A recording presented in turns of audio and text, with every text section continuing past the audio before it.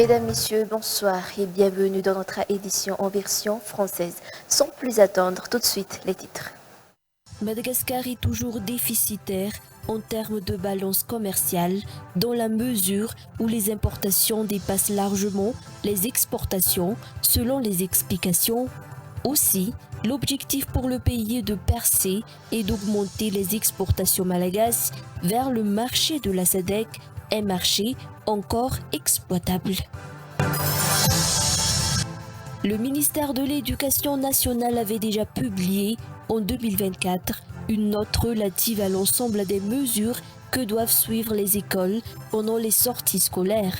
Cette note, publiée en septembre 2024, précise toutes les mesures que les écoles doivent suivre pour éviter les accidents de la circulation. Contrairement au nombre relativement faible des véhicules qui ont quitté la capitale pour partir vers les provinces avant les fêtes de Pentecôte, l'effectif de ceux qui reviennent des provinces à destination de la capitale accuse une hausse d'environ 30% actuellement.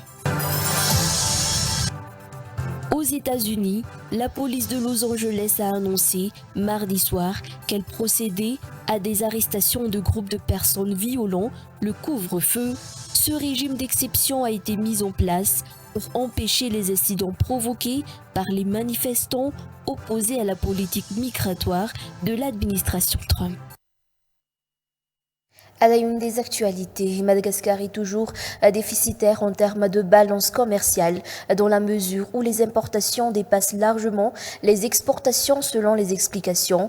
Aussi, l'objectif pour le pays est de percer et d'augmenter les exportations malagasy vers le marché de la SADC, un marché encore exploitable. La semaine de l'industrialisation de la SADC qui se tiendra à Madagascar avant le sommet des chefs d'État de la SADC est donc une opportunité pour augmenter la visibilité et la compétitivité de Madagascar. Cet événement permet également de faciliter les échanges et les interactions entre les acteurs économiques des 16 pays membres de la SADC, d'après toujours les précisions. Récit de Mampneja Bloune, Omega Ranevzona. Madagascar a été choisi comme pays hôte de la semaine de l'industrialisation de la SADC du 28 juillet au 1er août prochain pour des raisons organisationnelles avant la tenue du sommet des chefs d'État de la SADC prévu au mois d'août selon les explications. En effet, c'est une plateforme qui va mettre en contact directement des décideurs politiques, des investisseurs de haut niveau, des acteurs du secteur privé, des partenaires au développement issus des 16 États membres de la SADC, des échanges, des opportunités d'affaires, des contrats d'investissement sont attendus à l'issue de l'événement.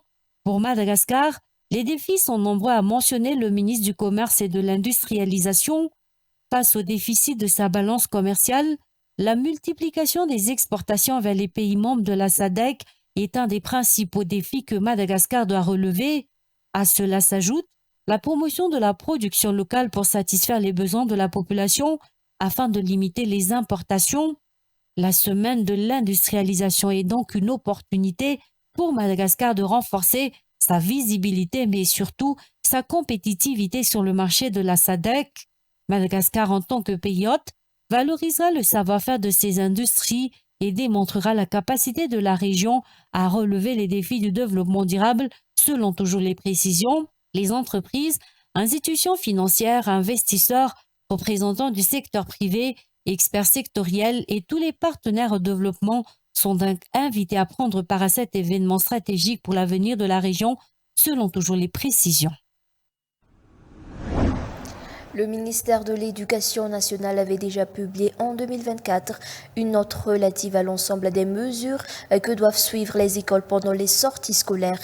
Cette note, publiée en septembre 2024, précise toutes les mesures que les écoles doivent suivre pour éviter les accidents de la circulation. D'après le directeur général de l'Agence des transports terrestres, d'autres mises à jour seront mises en place. Dans le cadre de sa mise en œuvre, une réunion s'est également tenue entre ce département et les responsables des forces de l'ordre chargés de la surveillance et de la coordination de la circulation. Sibila Mazava et Fecha Angie Manazar. Une recrudescence des accidents de la circulation impliquant des véhicules transportant des élèves dans le cadre de sorties scolaires a été enregistrée dernièrement. Pas plus tard que lundi dernier, un véhicule qui transportait des élèves a été accidenté sur la route nationale numéro 2. Une personne est décédée lors de cet accident qui s'est produit à 20 km de Muramang. Le ministère de l'Éducation a cependant rappelé qu'une note avait été émise en septembre 2024 par rapport à cette multiplication de ce type d'accident. Tous les établissements scolaires ont été informés de l'existence de cette note. Toutes les écoles qui prévoient d'effectuer ce genre de déplacement doivent obtenir une autorisation spéciale. Un guide ou un encadreur doit également être présent dans les véhicules transportant des élèves.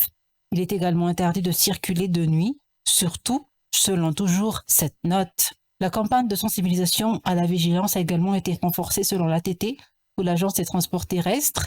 La note sera également mise à jour.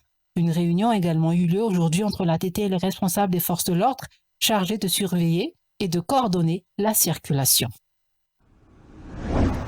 Contrairement au nombre relativement faible des véhicules qui ont quitté la capitale pour partir vers les provinces avant les fêtes de Pentecôte, l'effectif de ceux qui reviennent des provinces à destination de la capitale accuse une hausse d'environ 30% actuellement. Plus de 130 taxis brousse sont arrivés à la gare routière Makina Douatapénac rien que pour la journée d'hier. Face à l'augmentation des passagers qui rejoignent Antananarivo, les responsables de cette gare routière renforcent les contrôle des véhicules de transport en commun et de leurs chauffeurs pour éviter les accidents routiers, selon le directeur adjoint de ce stationnement. Reportage de Inchal Larsou et Omega Ranevzona. Les passagers en provenance de Mahazang, de Tuamas et ceux venant des régions desservies par la RN1 sont les plus nombreux à rejoindre la capitale après les fêtes de Pentecôte. Selon le directeur général adjoint de la gare routière Maki d'Andouatapenak, comparé au nombre de véhicules en partance de la capitale vers les autres régions et provinces de Madagascar, l'effectif de ceux qui reviennent dans la capitale accuse depuis hier une augmentation considérable. En effet, une hausse de l'ordre d'environ 30% du nombre de taxis brousse arrivant dans cette gare routière a été enregistré. Depuis hier, 137 véhicules en provenance des provinces sont arrivés à la gare routière Maki d'Andouatapenak, contre une centaine en dehors des périodes de fête. Face à cette augmentation de l'effectif des véhicules en service, la responsable de cette gare routière, avec l'appui des agents de l'Agence des transports terrestres, renforce les contrôles des véhicules et de leurs chauffeurs.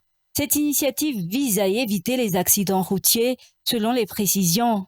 Malgré cette hausse du nombre des passagers en provenance des régions et des provinces, les tarifs appliqués et affichés dans les gares routières n'ont pas changé, a tenu à préciser ce directeur général adjoint de la gare routière Maki. Ce dernier appelle également les passagers victimes d'abus liés aux frais de transport à porter plainte auprès des responsables de gares routières.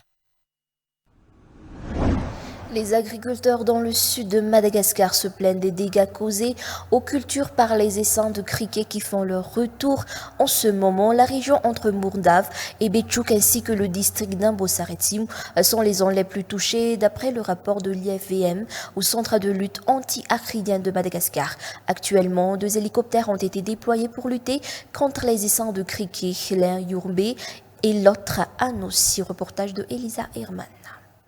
Les matériels ainsi que les insecticides nécessaires pour lutter contre les criquets ont été expédiés la semaine dernière dans la région d'Yourmbé et celle d'Anos. 2 hélicoptères ont été déployés, l'un à Yourmbé et l'autre à Anos, dans le cadre de la lutte anti-acridienne menée actuellement. Si plus de 20 essaims de criquets ont été détruits à Yorumbé, 4 ont été éliminés à Anossi. Les hélicoptères utilisés pour lutter contre les essaims de criquets sont reconnaissables grâce à des signes d'identification particuliers. Le centre de lutte anti-acridienne rappelle que les animaux et les personnes doivent attendre 48 heures avant de pénétrer dans les zones où des pesticides ont été appliqués. Les parties du corps, les vêtements et l'équipement entrés en contact avec les pesticides doivent être soigneusement lavés. Les fûts de pesticides vides ne doivent plus non plus être réutilisés. La région entre Mourdav et Béchouk, ainsi que le district d'Ambosaretsim, sont les zones les plus infestées par les criquets, d'après le rapport de l'IFVM au Centre de lutte anti-acridienne de Madagascar. Passons maintenant aux actualités internationales. Aux États-Unis, la police de Los Angeles a annoncé mardi soir qu'elle procédait à des arrestations de groupes de personnes violant le couvre-feu. Ce régime d'exception a été mis en place pour empêcher les incidents provoqués par les manifestants opposés à la politique migratoire de l'administration Trump. Le Texas, autre État à forte population latino-américaine, a aussi annoncé déployer la garde nationale. Reportage de France 24.